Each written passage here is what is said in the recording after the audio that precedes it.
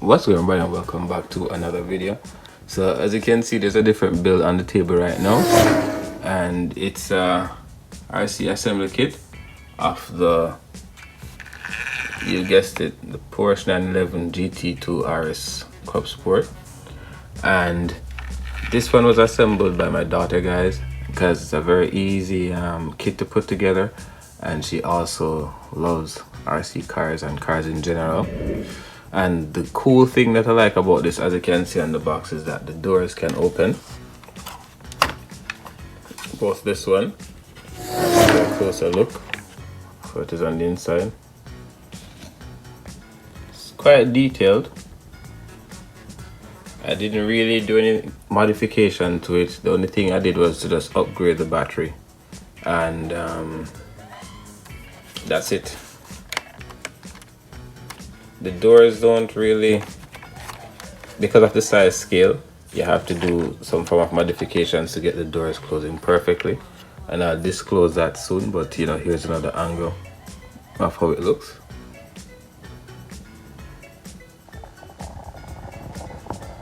And again, it's a 1/18 scale model, so comparing that to the Ferrari version that I have, or model, because it's a different model, comparing that to the Ferrari model, I will show you guys the difference. So that's a comparison. So it's a little bit smaller, not too small. Just decided to put this one together. You know, she didn't really want to do anything on camera, so you know, she just put it together, and obviously with my help, of course, and my supervision, you know, put it together. And here it is. If you guys like it, you can, you know, leave a comment, and if you have any questions about the build, or you know, anything else like that, you know, you can ask. I added a 2S LiPo battery to it, in which I added under here. Also, to the chassis, I had to put these screws as well, because everything that you see here is clip-on, but it wasn't really clipping in place like it should, because I did some modifications to the lights to get lights at the back.